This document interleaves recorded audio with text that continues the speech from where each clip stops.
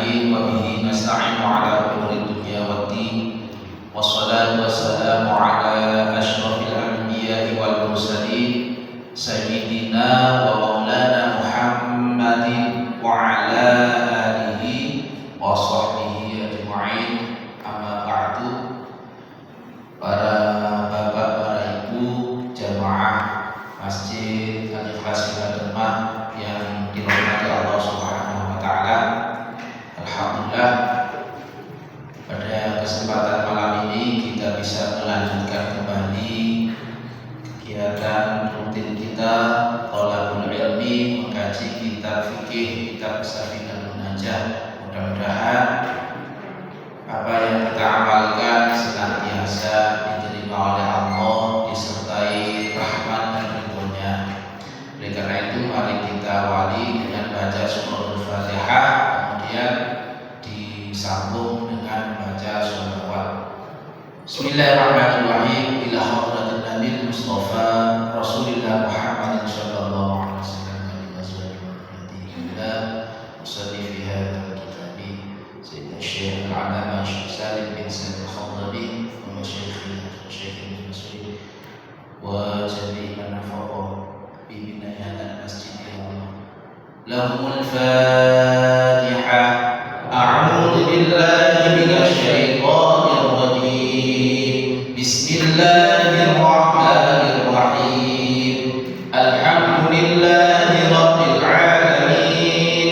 Ar-Rahmanir Rahim. Maliki yaumiddin.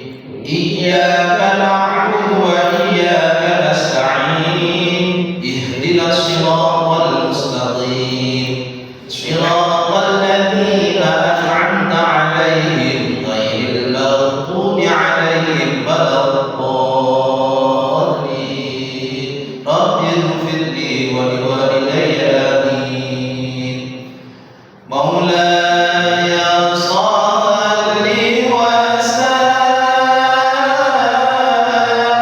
daiman abada ala habibika khairil khalqi kullihim wal habibul ladzi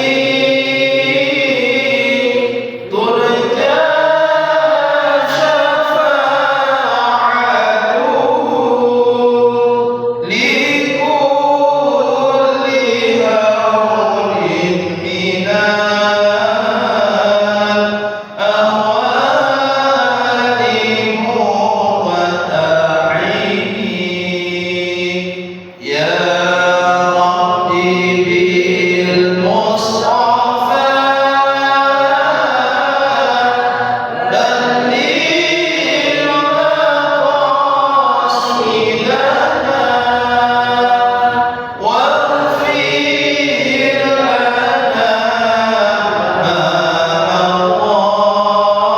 Allah ya wasi'al karami. Alhamdulillah alamin. Bapak Ibu, monggo yang bawa kitab bisa dibuka kitabnya. Insyaallah sudah sampai halaman 5 yang fasal yang paling bawah.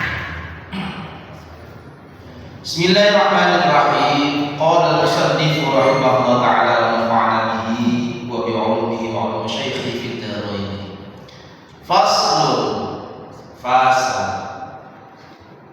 Asbabut tayammumi, sebab-sebabnya tayamum. Salasatun, itu ada 3. Fadlul ma'i, yang pertama adalah tidak adanya air atau kesepen banyu. Kesepen itu ya tidak adanya air. Wal maradu, dan sakit. Wal ihtiyaju, dan ilaihi terhadap air. Misalnya li'atashi hayawanin, untuk atau sebab menolong hewan yang sedang haus, muhtaramin yang dimuliakan. Kita sudah sampai pada fasal yang menerangkan tentang tayamum.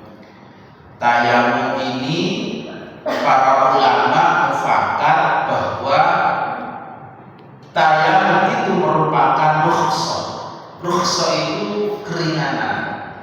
Jadi keringanan ketika ada orang yang ingin suci baik dari hadas kecil maupun dari hadas besar, tapi tidak adanya air atau tidak adanya sebab-sebab yang diperbolehkannya untuk melakukan sesuci dengan air.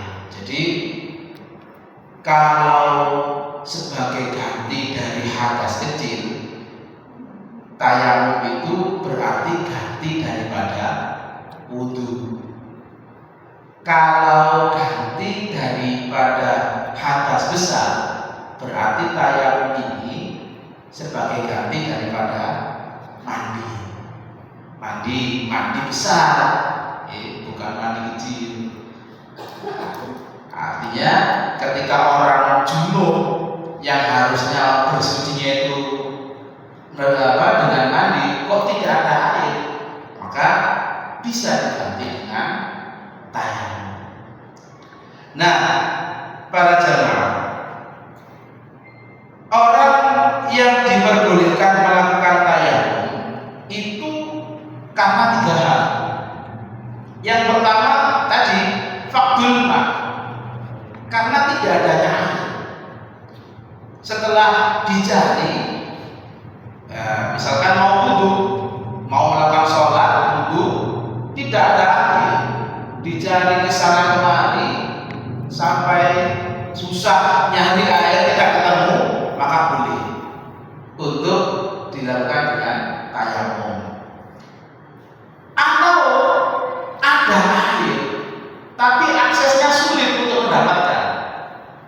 Ada air tapi aksesnya sulit untuk mendapatkan air tersebut.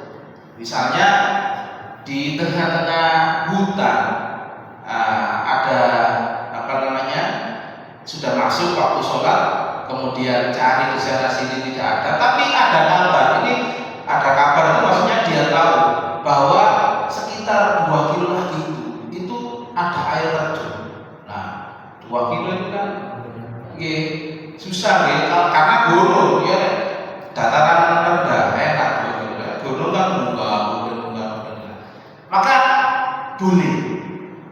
Contoh lagi, ada air tapi sulit untuk dijangkau.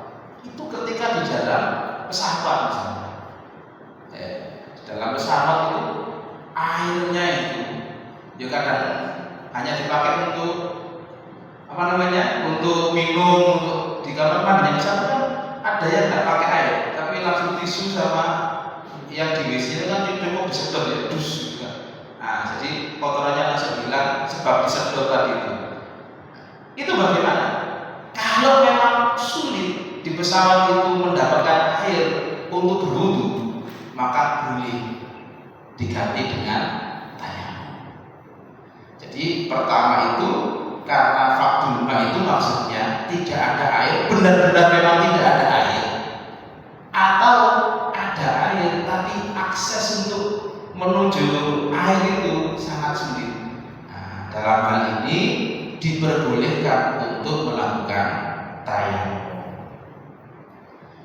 Yang kedua, yang membolehkan untuk melakukan tayamum itu wal ma'ud, sakit.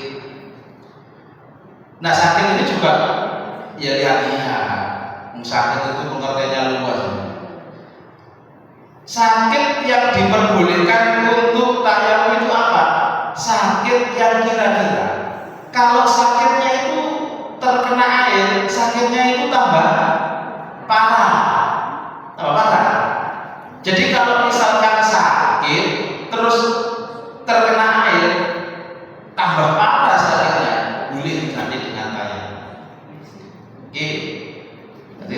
atasnya sakit rangan pamu ya nggak masuk. Kira-kira sakit kalau kena air nggak apa-apa, batuk misalnya ya kena air nggak menyebabkan sakitnya tambah parah ya nggak boleh. Jadi sakit yang kira-kira kalau terkena air itu sakitnya tambah parah. Ada sebuah cerita di dalam hadis tadi Sahih Bukhari ada satu saat itu ada sekelompok sahabat yang di dalam perjalanan. Wakilah perjalanan itu setelah peperangan. Ada satu sahabat itu yang luka kepalanya dan diperban. Kemudian tiba-tiba, bukan tiba-tiba, setelah tidur kemudian junub mau melakukan sholat. Sahabat ini bingung karena tidak bersama dengan Rasulullah. Tanya sama salah satu teman sahabatnya tadi itu, ini mau sholat, apakah bisa saya itu bersuci dari hadas tanpa menggunakan air? Nah, dijawab sama sahabat yang lain, saya tidak pernah menemukan hal seperti itu. Artinya tidak menemukan kalau bersuci itu selain menggunakan air, maka bersucilah dengan air. Dijawab sama sesama sahabat. Ini nanti turunan hadis ini diantaranya yaitu kalau tidak punya ilmunya jangan angger jawab, apalagi masalah hukum. Nah, setelah dijawab seperti itu sama temannya, sahabat yang luka tadi itu, yang mau junub tadi itu, yang mau bersuci dari junub tadi itu, akhirnya mau tidak mau dia mandi. Padahal lukanya itu sangat parah dan sudah jelas kalau misalkan terkena air itu semakin membahayakan. Walhasil setelah mandi sahabat ini akhirnya meninggal dunia. Meninggal, berita ini diceritakan kepada Rasulullah bahwa tadi ada kejadian seperti ini. Bagaimana Rasulullah? Rasulullah itu duka itu marah-marah betul Rasulullah setelah tahu cerita seperti itu, sampai Rasulullah itu melontarkan sebuah kata, maka karena mereka telah membunuhnya, Allah akan membunuh mereka. Itu respon Rasulullah ketika diceritai ada kasus sahabat yang seperti tadi itu. Jadi Rasulullah betul-betul marah. Jadi dari hadis itu beberapa turunannya kan banyak berkaitan dengan hukum. Ya tadi itu diantaranya kalau dalam keadaan sakit, bahkan sakit parah, itu diperbolehkan melakukan tayamum sebagai ganti daripada junub. Kalau sebagai ganti daripada mandi kalau junub, kalau hadas kecil sebagai ganti daripada wudu. Nah, yang kedua ya tadi itu, kalau misalkan tidak punya ilmunya, itu jangan sampai menjadi masalah. Karena pada saat itu masih ada Rasulullah. Jadi ketika ditanyakan kepada Rasul itu masih memungkinkan. Kalau misalkan tidak cepat-cepat ketemu Rasulullah, itu sebenarnya bisa diambil sikap ad-daruratu tubihul mahdurat. Jadi dia harus melakukan sesuatu yang ringan karena itu katakanlah pada itu kalau misalnya mau sholat tanpa mandi karena mandi itu membahayakan, itu diperbolehkan tubihul mahdurat. Nah, kembali lagi Bapak Ibu, diperbolehkannya tayamum yang kedua itu karena sebab sakit. Tuh. Atau bisa dikategorikan sakit itu suasana yang sangat dingin. Nggak tahu mungkin dingin katakanlah di daerah Bromo misalkan gitu, Bromo. Sehingga kalau misalkan menyentuh air itu sudah kuat, nggak tahan Bromo saking dinginnya. Nah, ada Bromo enggak jono, patut yo lagi di Bogor ini wis kiri-kiri gitu. Mosok kaca terus. Ya wis. Kita nyewa bagi kiri-kiri. Tapi betul-betul membahayakan kalau dinginnya itu memang sangat tercek-tercek begitu. Terus nek anu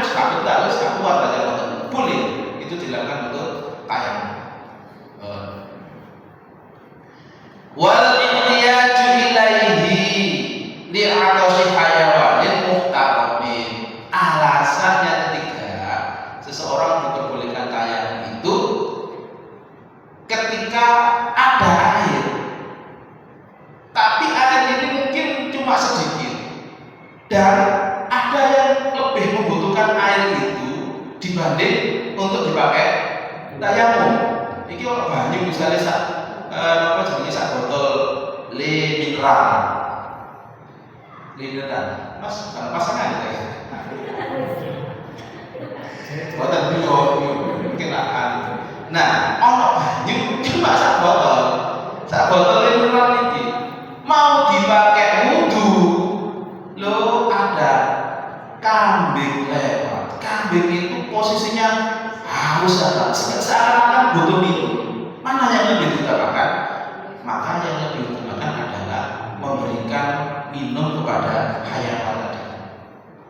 Atau ada apalah yang kira-kira lebih membutuhkan. Nah, ini ibroh kita ini li'akshi hayawanil muhtaram ini bukan hanya untuk hewan saja. Artinya apa? Loh, ada air sedikit tadi rencana mau dipakai wudu, kemudian ada hewan yang lebih butuhkan. Hewannya diminta untuk mengutamakan, apalagi manusia. Maksudnya. Jadi misalkan mau dipakai tayamum, koncon memang wis gak wis dino semoga misalnya nah ya udah kasihkan aja sama temannya yang lebih membutuhkan. Nah, maksudnya seperti itu. Ada air, tapi air itu lebih dibutuhkan kepada yang lain daripada dipakai untuk tayamum.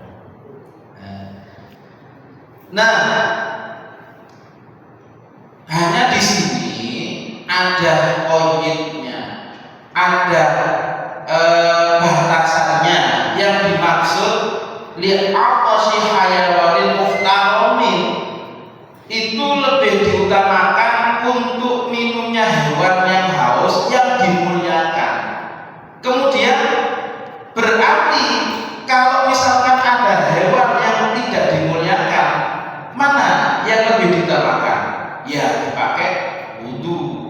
Kalau misalkan itu ada hewan yang bukan muhtaram, ya bukan muhtaram, walaupun dia haus, maka kitab ini menjelaskan diutamakan dipakai untuk wudu, bukan untuk tayamum. Bukan, maksudnya bukan diberikan kepada hewan yang tidak dimuliakan tadi.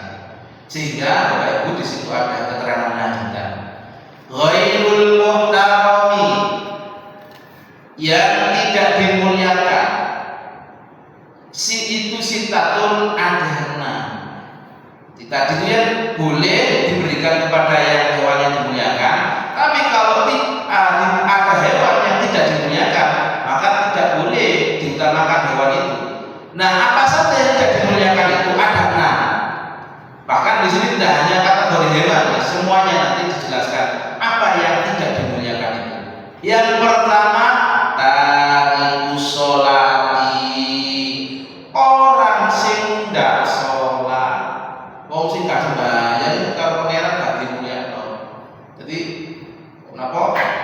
Ya begitu, tariku sholat, orang yang tidak sholat itu tidak dimuliakan sama Allah, tidak dimuliakan sama agama. Jadi derajatnya wong sing gak sembahyang ini berarti sangat hina sekali. Ini dosa apa? Buatan sembahyang. Wong sembahyang itu as-sholatu imaduddin. Sholat itu adalah tiang agama. Faman aqama faqad aqamaddin, faman hadama faqad hadamaddin. Orang yang melaksanakan sholat, yang mendirikan sholat itu sama saja dengan mendirikan tiang agama. Dalam arti apa? Lek tiang-tiang itu kuat semuanya, insya Allah hal-hal selain sholat itu dengan sendirinya akan ikut kuat. Soalnya kok dimulai dari sholatnya. Tapi lek faman tarakaha, lek kapan meninggal sholat, faqad hadamaddin, maka itu hampir kemungkinan besar amal-amal yang lain itu pasti ditinggalkan. Makanya runtuh semua agamanya. Lek dimulai dengan meninggalkan sholat. Makanya ambil agama, wong sing gak sembahyang gak dimulyakno. Nah, misalnya orang apa jenenge mlebu waktune sholat gak ono banyu mek sak botol. Ada teko wong sing gak sembahyang, kate jalan mobil gak usah dikira. Wong gak dimulyakno. Gak dimulyakno ya mesti gawe dua. Oh. Yang kedua, sing tidak dimuliakan wazani, orang yang zina, al-muhsanu, sing zina muhsan. Zina itu ada yang namanya zina muhsan. Apa itu zina muhsan? Orang yang berzina, yang berbuat zina, dia sudah mempunyai istri atau dia sudah mempunyai suami. Jadi zina ada dua, ada muhsan, ada ghairu muhsan. Nek sing berzina mang kalau itu salah siji dereng nggak ada suami atau belum punya istri, itu ghairu muhsan. Tapi nek zina kalau sudah bojo, itu diharani zina muhsan. Ini secara hak, secara hukuman itu sangat berat. Nek sing durung duwe bojo berbuat zina, iku hukumannya dirajam. Hukum apa? Dicambuk. Tapi nek muhsan itu sudah berat sekali. Hukumannya itu dirajam ya. Jadi baru muhsan itu dicambuk, dijilid, kemudian nek baru muhsan dijilid itu dicambuk. Nek muhsan itu dirajam. Nah, istilah dirajam itu dilempari batu sampai meninggal. Dilempari batu sampai meninggal itu hukuman untuk orang yang zina muhsan pada zaman dulu begitu. Jadi dirajam. Nek baru muhsan dijilid, nek muhsan itu dirajam. Nah, sehingga oleh agama wong sing zina muhsan ini tidak dimuliakan. Berikutnya yang tidak dimuliakan mungguwe agama wal murtadu, orang yang murtad. Napa wong sing murtad itu? Murtad itu keluar dari agama Islam. Asalnya mlebu Islam, asalnya wong Islam. Karena dia melakukan hal-hal yang menyebabkan dia keluar dari agama Islam, maka disebut dengan murtad. Asalnya Islam datang mengatakan apa sih hal yang menyebabkan seseorang murtad itu? Ya syirik. Syirik itu sudah jelas ya murtad. Syirik menyembah. Syirik itu kan menduakan Allah. Jadi dia menyembah Gusti Allah. Yo nyembah selain Allah itu menduakan. Dia menyembah Gusti Allah, tapi kok nek ambek gerumbul sing dikeramatkan nyembah disembah di kei nopo jenenge kembang, di kei ndok, di kei asan barang. Iku syirik. Ya nyembah Gusti Allah, ya nyembah liyane Allah itu jenenge syirik. Nek bapak-bapak menduakan ibu-ibu berarti bapak syirik kepada ibu.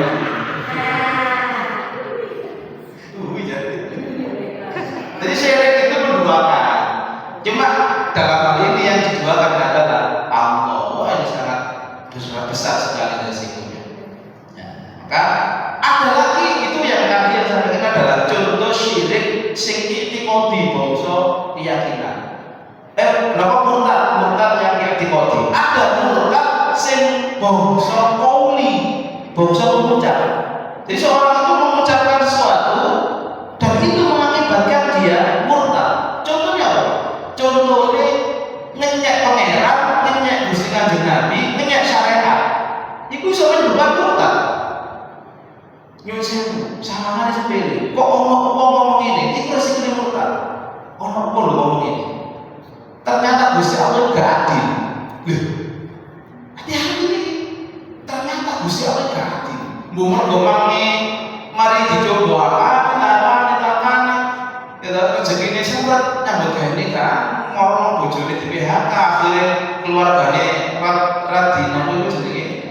Lah, mulai dari ngomong lah, nyimpul ternyata iki kula contoh, ternyata Allah gak adil. Lho, hati-hati. Ngono iku padha karo nyek Gusti Allah. Utawa gak ngakoni nek Gusti Allah iku pengeran, lha iku murtad. Niki Gusti Allah. Nek Nabi gak ngakoni nek Nabi Muhammad iku nabi iki murtad. sesat sing dibawa oleh wong sing ngaku nabi. Ya biyen kan kata kasih Lia Eden terus mau musadar, itu sing gede. Musadek. Asal gede ngaku nabi. Musadek. Lu mau terus syahadat, misalnya lo mau asyhadu alla ilaha illallah wa anna musaddiqan rasulullah, itu wis murtad itu. Murtad. Akeh wong sing ngoten iki. Lah iku murtad bangsa qauli. Orang murtad bangsa fikri nyembah-nyembah iki mangke nyembah wit-witan, nyembah apa mawon bakar rubu lan iku murtad bangsa fikri. Oh, nek wis murtad gak dimulyakno karo agama. Wal kafiru al-harbi, wal kafiru dan orang kafir al-harbi yang harbi itu yang diperangi. Nah, jadi kita bedanya murtad sama kafir. Nek murtad itu asalnya dia itu orang Islam, terus melakukan itu sehingga dia keluar dari. Nek kafir itu artinya kecili, kemarin itu gak apa Islam, tidak pernah dia masuk Islam, itu dia dari orang kafir. Jadi mungkin ya, wong Kristen, wong Hindu, Buddha itu nek cara agamanya beda, itu istilahnya adalah dalam Al-Quran istilahnya orang kafir, tapi dalam umum itu non Muslim. Jadi yang dimaksud kafir itu orang yang dari kecil tidak pernah masuk agama Islam. Nah, wong kafir ini Pak, cara kita fikih, itu ono papat. Ada apa? Ada kafir harbi, ada kafir dhimmi, ada kafir mu'ahad, ada kafir mutahhar. Nah, satu-satunya kafir sing tidak dimuliakan ambil agama itu kafir harbi. Siapa kafir harbi? Orang kafir yang tidak punya kerjasama baik dengan orang Islam, bahkan memerangi orang Islam, maka itu disebut dengan kafir harbi. Jadi orang kafir kok merangi orang Islam bahayanya. Yang saya ini Palestina gitu, hanya Palestina itu kan dijajah sama Israel gitu. Maka di sana itu Israel itu sudah dianggap sebagai kafir harbi yang memerangi itu. Maka kafir harbi inilah yang sama Islam itu tidak dimuliakan. Nah, selain kafir harbi yang tiga tadi itu kan dimuliakan Pak. Kafir dhimmi tadi. Kenapa? Karena orang kafirnya tadi itu punya kerjasama baik dengan orang Islam. Mau mentaati peraturan orang Islam, mau membayar zakat, mau diajak kerjasama, maka itu namanya kafir dhimmi. Lah kalau kafir dhimmi tidak boleh diperangi. Nabi Muhammad bersabda, "Man ada dhimmiyan faqad adani."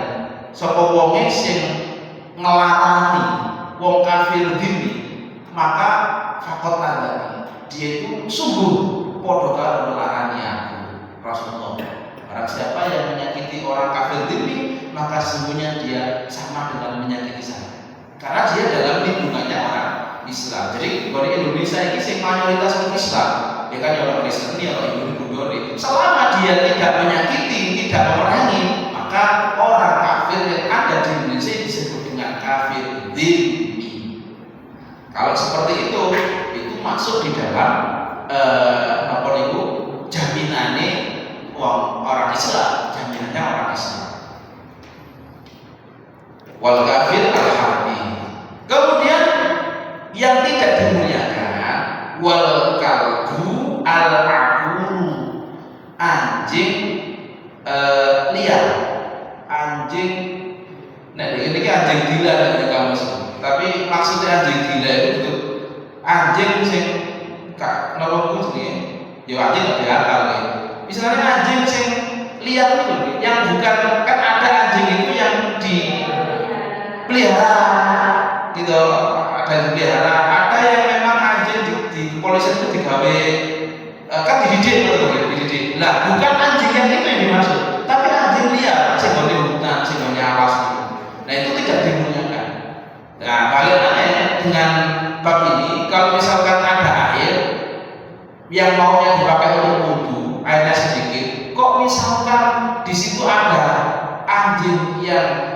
bukan dia anjing yang terdidik membutuhkan air itu, maka diutamakan diberikan kepada anjing itu, karena bukan anjing liar. Di omahe kan biasanya nek wong napa goyo Islam, non muslim kan senengane orang sing seneng ningu anjing gitu. Kadang anjing ini apik-apik diramut, marang didusi barang, dikelambeni, kalah-kalah rambut kok nggak apa-apa kok boleh rumah. Nek rambut anak ya kadang-kadang. Anak belum diadusi, nah asli wis didusi di sini. Nah, nek itu sih tetap dimuliakan.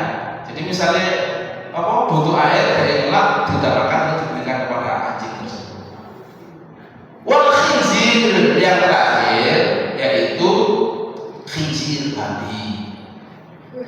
Nah itu tidak dimuliakan. Babi jenis apapun, baik yang tidak terdidik maupun sing terdidik, jadi tidak dimuliakan.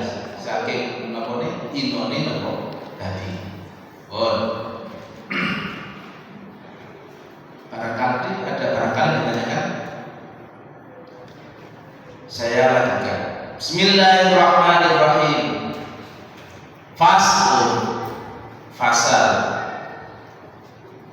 syurutut tayammumi, syarat-syaratnya tayamum itu asyaratun, ada 10. Nah tadi itu sebab-sebabnya, sekarang syarat-syaratnya.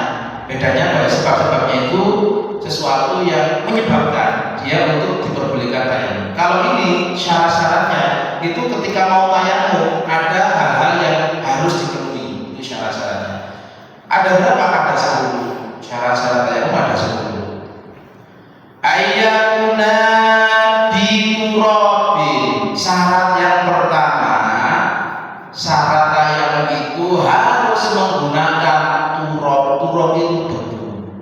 Debu itu ya kerikil sing lembut, ya kerikil ya lembut. Nah, debu ini bleduk itu lho, bleduk. Nah, jadi lembut. Syaratnya harus lembut. Mboten ngantuk sing brosok. Napa brosok itu? Sing ono nggih bisa kerikile. Waduh kok ora kabeh kaya ngono. Sing ono kerikile. Jadi diturab harus debunya itu lembut. Sing pertama, wa ayyakuna turabu tahiran. Debu yang dipakai tayamum itu harus debu yang suci.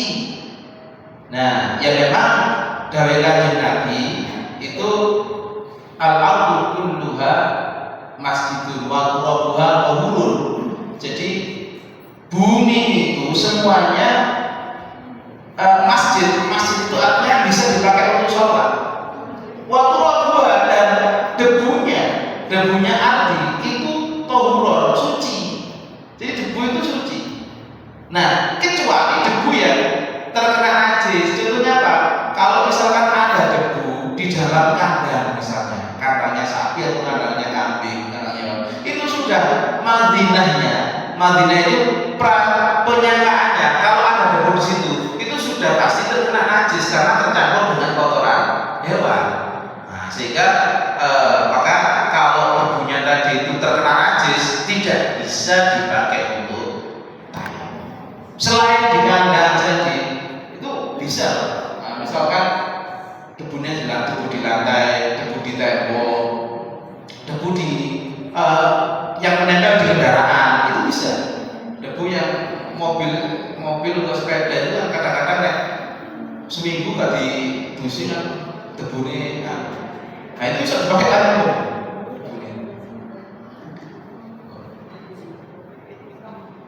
Wa alla yakuna musta'malan. Syarat berikutnya berarti lebih dari 1, 2, yang ketiga gitu. Yang pertama tadi harus dengan debu, yang kedua debunya harus suci, yang ketiga debunya tidak boleh debu yang musta'mal. Debu yang musta'mal itu debu yang sudah dipakai untuk tayamum. Yakin kaifiatnya nanti ini ya, jadi misalkan saya tayamum ini di depan menggunakan debu yang ada di depan saya tayamum. Nah ini kan waktu tayamum itu kan saya usap debu yang ada di depan ini.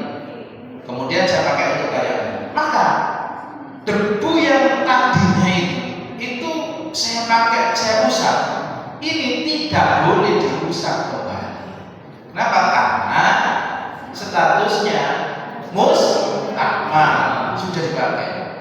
Maka cari yang lain, sebelahnya, bawahnya, pinggirnya, cari yang tadinya belum dipakai. Makanya pernah ada pembahasan itu, ketika orang berada di pesawat, itu rata-rata itu kan karena yang perjalanan jauh ya, perjalanan misalnya umroh lah katakan, itu kan 11 jam atau 12 jam.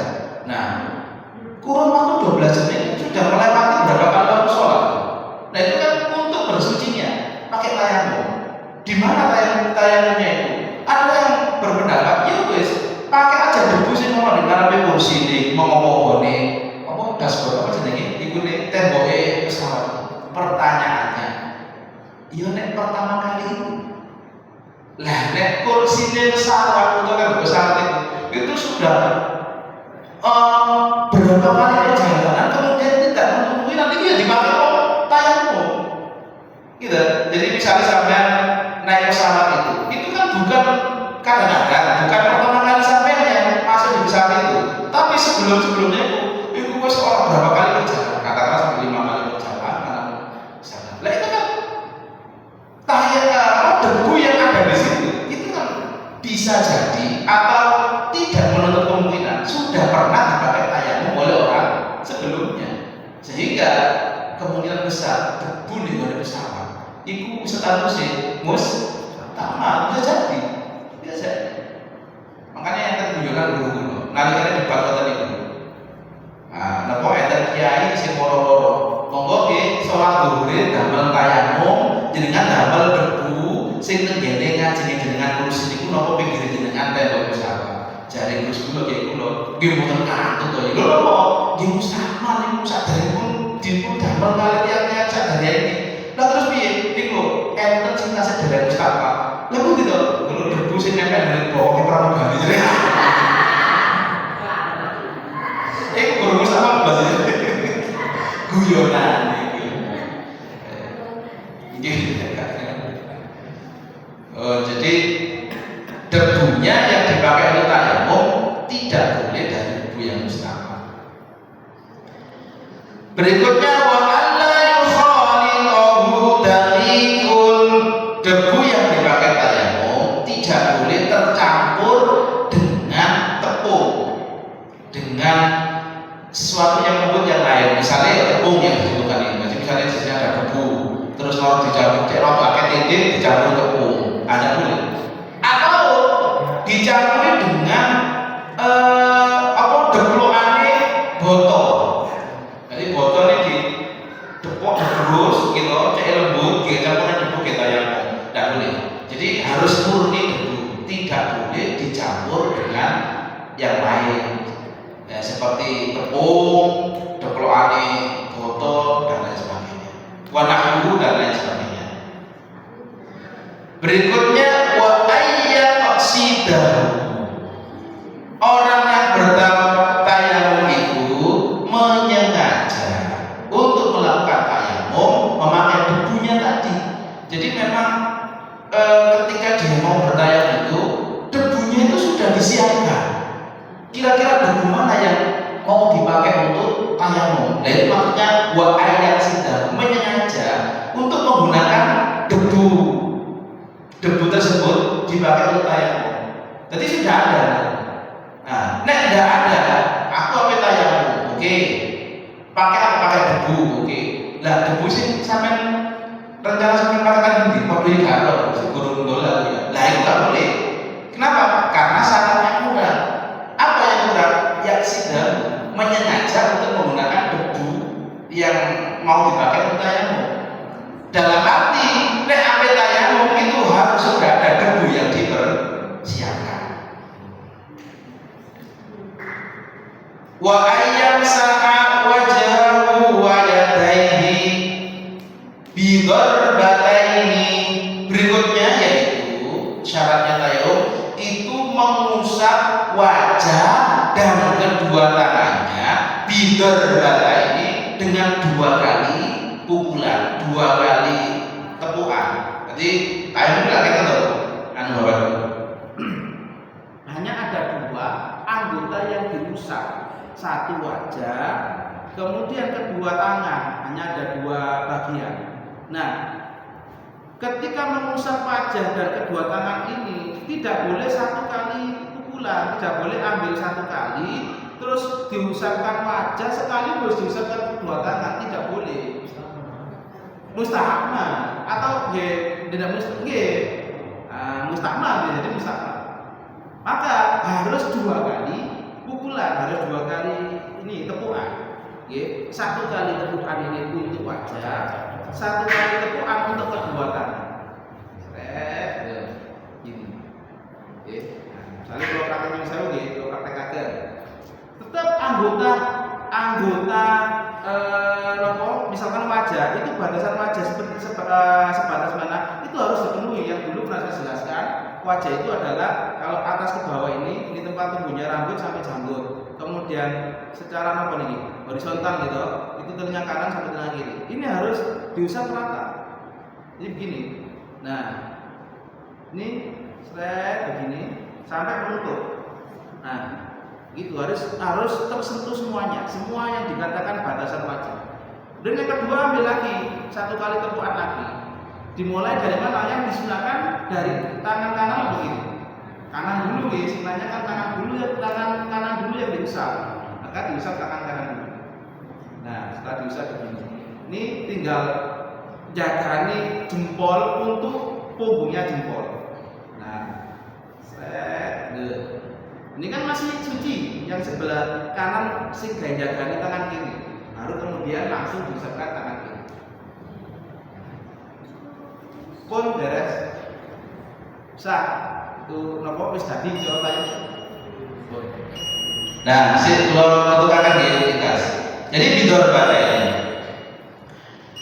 Berikutnya wa ayyuzila an-najasata. Wa ayyuzila dandanya menghilangkan najis. Kalau memang ada najis di bagian yang akan diusap. Misalnya wajah tadi itu enten najisnya harus dibersihkan dulu. Dilihat dulu. Bisa dikatakan ya harus dibersihkan dulu. Kalau misalkan di debunya itu ada najis, maka cari yang tidak terkena najis. Jadi dihilangkan dulu kalau misalkan ada yang terkena najis. Wa ayyusna awalan wa ayyajtahida fil qiblati qablahu. Berikutnya yaitu harus atau hendaknya menghadap kiblat. Jadi nek tayamum niku hendaknya menghadap kiblat, baik di rumah maupun di rumah sakit. Misalnya sing penyebab orang tayamum kan rata-rata karena sakit gitu. Misalnya tinggal di rumah sakit. Nah, sampai cari arah kiblat itu di mana? Arah kiblat itu niku nggih kan tayamum posisinya diatur di sini. Diatur di sini dikencengno arah kiblat. Baru harus menghadap kiblat, baru dilakukan tayamum. Wa ayyakuna tayamum ba'da dukhulil waqti. Nah, hendaknya tayamum itu dilakukan setelah masuknya waktu sholat. Di tayamum itu dilakukan kalau wis adzan. Misalkan zuhur ya, tentu Allahu Akbar, habis sholat kemudian bersujudnya menggunakan tayamum, maka yaitu setelah adzan atau pas adzan pas itu melakukan tayamum. Kalau sebelum adzan maka tidak sah tayamum dilakukan sebelum adzan. Wa ayyatayamama likulli fardin. Jadi tayamum itu hanya untuk setiap kali sholat fardu. Kalau wudhu kan wudhu sekarang asal nggak batal itu bisa dipakai untuk seluruh sholat, seluruh waktu sholat. Tapi kalau tayamum itu hanya untuk satu kali sholat. Kami sholat zuhur tayamum walaupun nggak batal, kok lek sholat asar ya tayamum mana? Soalnya kok limit waktunya habis. Kalau wudhu ambil itu selama. Jadi kalau tayamum limit waktunya itu setiap kali ganti waktu sholat. Insyaallah itu Bapak Ibu yang bisa kita kaji pada malam hari ini berkaitan dengan bab